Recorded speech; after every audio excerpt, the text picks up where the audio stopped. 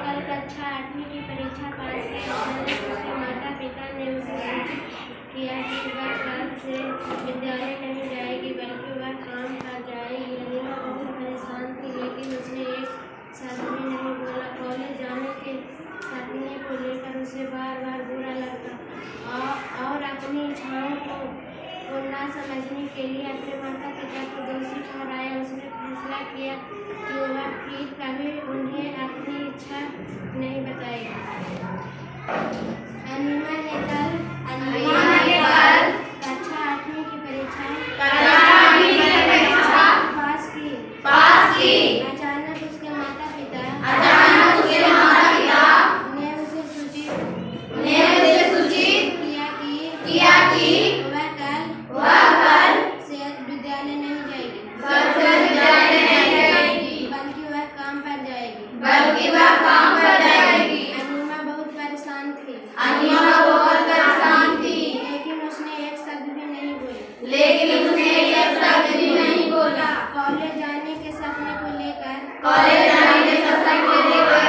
उसे बार बार बुरा लगता और अपनी इच्छाओं को ना समझने के लिए अपने माता पिता को दोषी ठहराया। उसने फैसला किया कि वह फिर भी उन्हें अपनी इच्छा नहीं बताएगी। हम लोग का केस स्टडी है कि बच्चों की पढ़ाई अधूरी रह जाती है ना। और हमारे विद्यालय में भी और ऐसे जितने भी विद्यालय हैं जहाँ इस तरह के बच्चे पढ़ रहे हैं, जिनके माता पिता सिर्फ इसलिए पढ़ाना चाहते हैं कि बच्चे का एडमिशन हो जाए और किसी तरह से पैसा आते रहे, है ना। जो माता पिता पढ़ाना चाहते हैं रियली में, तो वो व्यवस्था करते हैं पूरी तरह से, चाहे वो पैसा आए या ना आए, बच्चे की पढ़ाई लिखाई की पूरी व्यवस्था करते हैं। उसकी कॉपी किताब की हर चीज़ की बारीकियों से ध्यान रखते हैं और उसको पूरा करते हैं बिना मांगे। और जो नहीं पढ़ाना चाहते तो बस यही देखते हैं कि किसी तरह से 8वां पास कर ले, कैसे भी पास कर ले, कॉपी किताब है नहीं, इसकी चिंता नहीं करते। और वो माता पिता ये सोचते हैं कि बच्चा 8वां पास कर ले तो इसको शादी ब्याह कर देंगे या फिर घर का काम करेंगे। अब पढ़ाई छूटते ही ज़्यादातर पैसा लड़कियों को बनने लगता है क्योंकि शादी ब्याह कर दिया जाएगा, है ना, या काम करेगी, घर का काम करेगी। तो यहाँ एक लड़की है जिसका नाम है अनीमा। क्या नाम है? अनीमा। किस क्लास में पढ़ती है? 8th क्लास में। और वो आगे भी पढ़ना चाहती है ना। वो आगे कॉलेज जाना चाहती है। पहले 9वां 10वां से हाई स्कूल हो गया, है ना, तो 8+2 भी करना चाहती है, आगे पढ़ना चाहती है। लेकिन उसके माता पिता ने उसे सूचित किया कि वह कल से विद्यालय नहीं जाएगी बल्कि वह क्या करेगी? काम करेगी। अनीमा को सुन के बहुत दुख हुआ, है ना, वो परेशान हो गई। उसने एक शब्द भी नहीं बोला और कॉलेज जाने के सपने को लेकर उसे बहुत बुरा लगा, है ना। वो सोच रखी थी कि हमें कॉलेज जाना, लेकिन उसका सपना क्या हो गया? टूट गया, क्योंकि उसके माता पिता नहीं चाहते कि कॉलेज जाए। और इसीलिए तुम लोग का पहले जब ये स्कूल नहीं था, 8+2 नहीं था, तो दूसरा जाना पड़ता था, है ना। तो बहुत सारे बच्चे पढ़ाई बीच में छोड़ देते थे। इसलिए सरकार ने व्यवस्था की है कि हर 3 किलोमीटर पे स्कूल हो, है ना, 3 किलोमीटर के अंदर स्कूल हो। और उसी में 10+2 भी बनाया जा रहा है। पहले प्राथमिक स्कूल था कि 1 किलोमीटर के अंदर प्राथमिक स्कूल हो, है ना, और मिडिल स्कूल 3 किलोमीटर के अंदर हो। अब मिडिल स्कूल जो बेहतर है उसमें 10+2 तक की पढ़ाई हो रही है। अब आप लोग को गांव में, बगल में, अपनी गांव में ही समझिए कि विद्यालय हो गया। तो ऐसी स्थिति माता पिता अगर किसी को पढ़ाई से बाधित करते हैं तो क्या करते हैं? गलत, है ना। उन्हें विद्यालय जाने देना चाहिए। विद्यालय जाने से जितना फायदा है बच्चों को, उनके शादी विवाह का एज भी एक हो जाता है। नहीं तो पढ़ाई नहीं करते, क्योंकि शादी विवाह करने की समस्या उत्पन्न हो जाती है कि हाँ इसको जल्दी जल्दी शादी कर। तो उसका सपना था कि हम कॉलेज में जाके पढ़े, लेकिन वो क्या हो गया? टूट गया। वो अपनी इच्छाओं को ना समझने के लिए अपने माता पिता को दोषी ठहराया, है ना। और अपनी इच्छाओं, उसकी इच्छाओं को नहीं समझने के लिए किसको दोषी ठहराया? माता पिता को दोषी ठहराया। और उसने फैसला किया कि वह आज के बाद कभी भी अपनी कोई इच्छा नहीं बताए, है ना। अब इसमें समस्या कहाँ है? क्या इसे सुधारा जा सकता था? क्या वो पढ़ सकती थी आगे, इस पे हम लोग चर्चा करेंगे और आप उसको बताएंगे। सबसे पहला क्वेश्चन है, अनीमा की भावना क्या थी? वो निराश हुई कि दुखी हुई कि नाराज हुई? हैं? दुखी हुई कि निराश हुई या नाराज हुई? क्या हुई वो? पहले तीनों चीज अलग है, ये समझना पड़ेगा, है ना। सबसे पहले उसको आशा थी कि हम हाई स्कूल में जाएंगे, है ना, कॉलेज जाएंगे, उसको आशा थी, वो सोच रखी, उसको उम्मीद थी। लेकिन जैसे ही उसे पता चला कि वहाँ नहीं जाना है तो क्या हुई?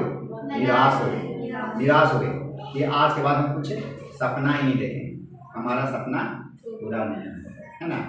लेकिन वह दुखी भी है क्योंकि उसने सपना संजो रखा था, है ना, तो उसे दुख भी है कॉलेज में ना जाने की, है ना। उसका सपना टूट गया, उसके माता पिता ने ऐसा बात बोला जिससे कि वो निराश हो गई। लेकिन फिर भी वो जा सकती थी, निराश हुई लेकिन अगर वो चाहती तो जा सकती थी, कोई कई उपाय हैं जो उसे जाया जा सकता है। लेकिन वो कुछ बोल नहीं पाई, अपने आप ही क्या हो गई? दुखी हो गई, तो मेरा सारा सपना टूट गया। और वो नाराज हो गई, किससे? मम्मी पापा से नाराज हुई कि हमको यही जाने नहीं, है ना। तीनों चीज हो गई, आशा उसकी धूमिल हो गई, नहीं जाना, दुखी हो गई कि उसका सपना टूट गया, और नाराज हो गई मम्मी पापा पे, इनकी वजह से हम कॉलेज की पढ़ाई नहीं कर पाए। अब क्या अनीमा आगे बढ़ सकती थी या नहीं?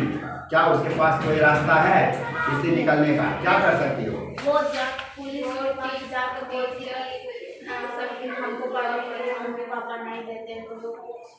क्यों पुलिस के पास सीधे चले जाओगे? मम्मी पापा से तुमने बात किया? यस सर, मम्मी पापा तो बोले ना कि नहीं जाना, क्या पता उनसे बात करने के बाद हो सकता है मान जाए। तो क्या मम्मी पापा पहले मनाने की कोशिश किया? तो क्या पहले उनको मनाने की जरूरत नहीं है? तो मना सकते हैं ना कि मम्मी ऐसे ऐसे, कभी मम्मी को मनाएंगे, कभी पापा को मनाएंगे, है ना।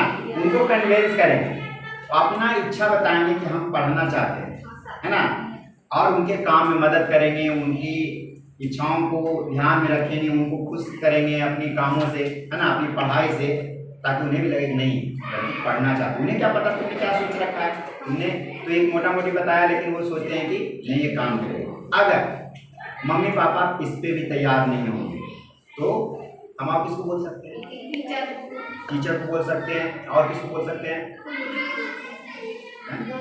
दोस्त को बोल सकते हैं कि हम अपने दोस्तों को जाकर के मम्मी से बुलवाएंगे कि हाँ हमें जाने दीजिए, हम लोग साथ में जाते हैं और अच्छी है पढ़ने में, और आगे पढ़ना चाहते हैं हम लोग, कोई दिक्कत नहीं होगा।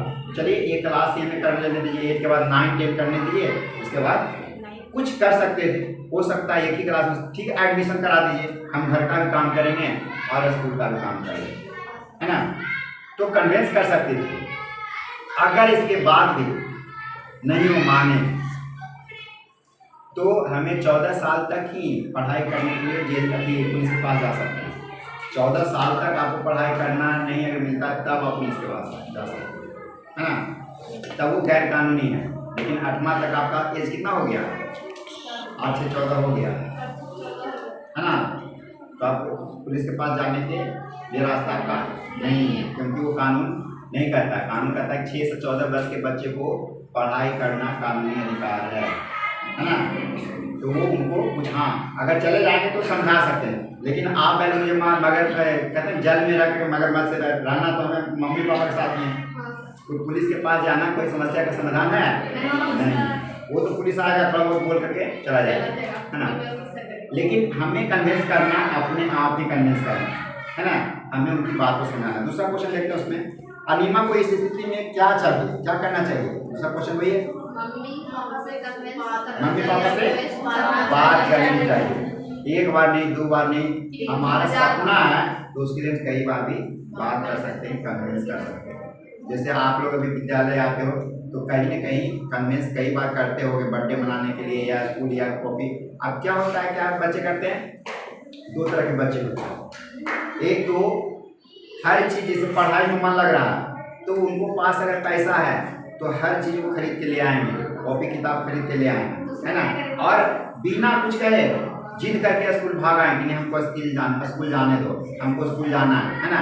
दूसरा बच्चा रहता है तो क्या करता है, हम स्कूल नहीं जाएंगे, मम्मी कहेंगे चल लो बेटा, ना हम जाए, हमको देगी तभी जाएंगे, हमको 2 यूनिफॉर्म दो, हमको 10 रुपया दो तब ये जाएंगे, नहीं तो हम नहीं जाएंगे। तो एक बच्चा वो भी है जो हमेशा पैसे की डिमांड करता है, ये देगी तब करेगा। एक बच्चा क्या कर रहा है, मत दो हम ऐसे स्कूल चल जाएंगे, भूखले स्कूल चल जाएंगे, है ना, जिसमें दोनों कितना करें दोनों बच्चे में, है ना। वो आप उसकी प्रतिक्रिया को स्वस्थ अस्वस्थ क्या मानेंगे। माधविका कुछ नहीं बोली, वो चुपचाप सुन के रह गई, तो उसकी प्रतिक्रिया क्या थी, स्वस्थ थी या अस्वस्थ थी, क्या थी, अस्वस्थ थी। वो मन में घुटने लगी, मन में परेशान हो गई, नाराज हो गई, गुस्सा हो गई।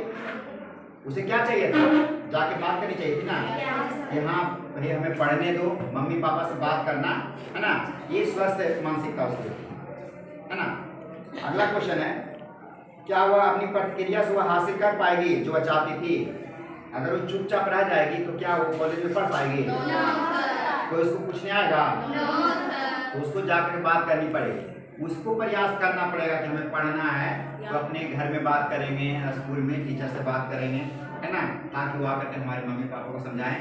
अगर तुम स्कूल में अच्छा से अपना डिसिप्लिन में वर्क कर रही हो तब टीचर भी जाकर तुम्हारी मदद कर सकते हैं, करेंगे कि नहीं।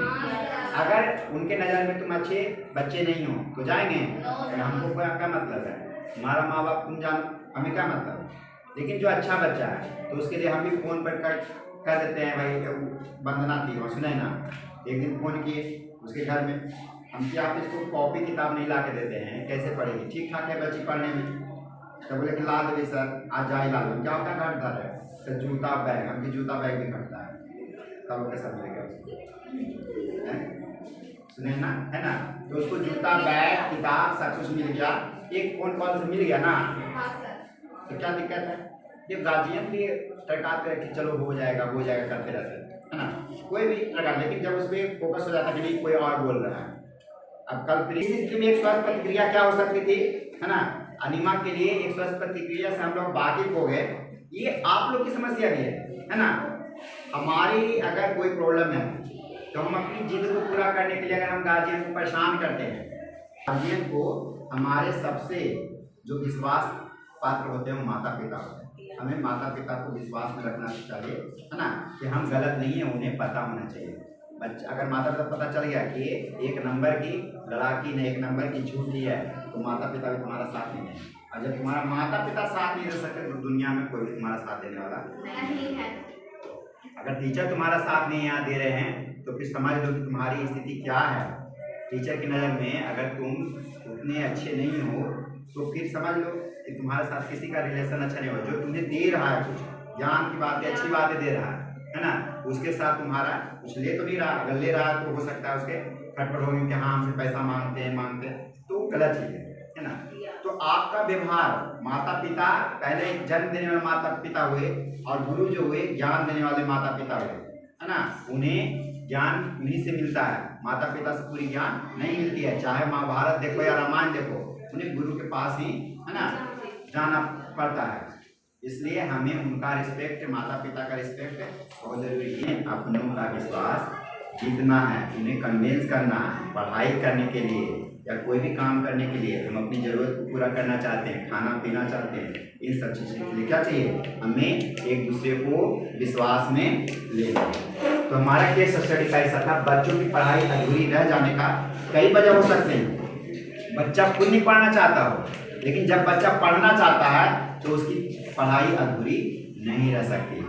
उसे हमें क्या करना है, उसे बच्चे को प्रयास करना है कि हम माता पिता को कन्विंस करें, अपने शिक्षक को कन्विंस करें और हम अपनी आगे की पढ़ाई जारी रखें, है ना, अधूरी है उसे पूरी करें। तो आप लोग के साथ अगर ये समस्या उठती है और आप पढ़ना चाहते हो तो सबसे पहले किससे बात करोगे, मम्मी पापा से, और उससे अगर बात नहीं बनती तो टीचर से, अपने दोस्तों से, है ना। चलिए